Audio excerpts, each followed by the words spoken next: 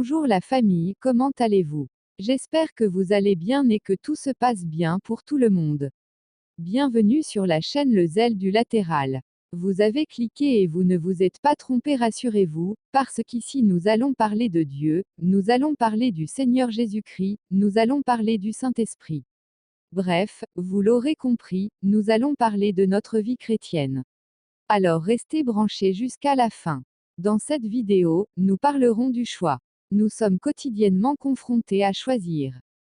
Faisons des choix que nous trouvons parfois anodins mais qui se révèlent être des choix qui déterminent le reste de notre vie. Et ça va dans les deux sens, certains choix nous amènent au bonheur et d'autres nous imposent des croix à porter toute notre vie. Et l'homme a recours à son libre arbitre pour décider de la voie qu'il veut suivre. Mais que se passe-t-il quand nous sommes amenés à choisir? Au lieu de recourir à Dieu au moment du choix pour qu'il nous guide, et nous amène à choisir ce qui est de son plan pour notre vie, nous nous laissons guider par nos yeux charnels et superficiels et très souvent, nous jugeons les choses par leur apparence et dans la plupart des cas, nous tombons dans des pièges qu'on pouvait facilement éviter. Et aussi, nous ne sommes pas sans oublier que nous avons un ennemi qui rôde toujours autour de nous. Au moment de faire un choix donné, le diable s'assure de nous faire choisir la voie qui ne nous avantagera pas. Et pour ce faire, il exhibe tout ce que ce choix peut nous procurer comme avantage sans jamais dire un mot sur les éventuels inconvénients ou conséquences. Il habille parfaitement et embellit la voie de la destruction. Le diable ne peut que nous inciter à choisir ce qui peut causer notre perte. Ça a toujours été son travail depuis le Jardin d'Éden. Il y avait au milieu du jardin non seulement l'arbre de la connaissance du bien et du mal qui était interdit mais aussi l'arbre de la vie. Mais quand le serpent ancien est venu vers Ève, il lui a vanté les avantages qu'elle pourrait avoir si elle mangeait de l'arbre de la connaissance du bien et du mal, mais il s'est gardé de lui dire qu'en mangeant de son fruit, elle signait l'arrêt de mort de toute l'humanité. Quand Lot devait se séparer d'avec son oncle Abraham, il a choisi toute la partie fertile du Jourdain.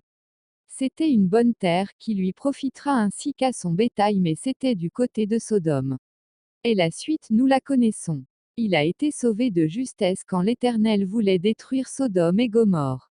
Le plus souvent quand nous sommes devant un choix, l'option qui paraît la plus alléchante est souvent le piège. Que faire donc? Nous devons nous soumettre au Saint-Esprit afin qu'il nous guide dans nos choix. Beaucoup aujourd'hui ont choisi des professions qui ne leur donnent pas le bonheur escompté. Bon nombre se mordent les doigts parce qu'ils ont choisi le mauvais partenaire pour le mariage. Les cas sont légion. Une collaboration avec l'Esprit de Dieu s'impose, sinon nous ne nous en sortirons pas. Le monde nous courtise, la chair dans sa faiblesse nous entraîne. Seul le Saint-Esprit peut nous aider à rester dans le plan de Dieu pour notre vie. Ce qui te détruira te paraîtra toujours agréable et se montrera ô combien raisonnable. Si le diable te faisait voir directement ce qui se cachait derrière, tu éviterais le piège et il aurait perdu.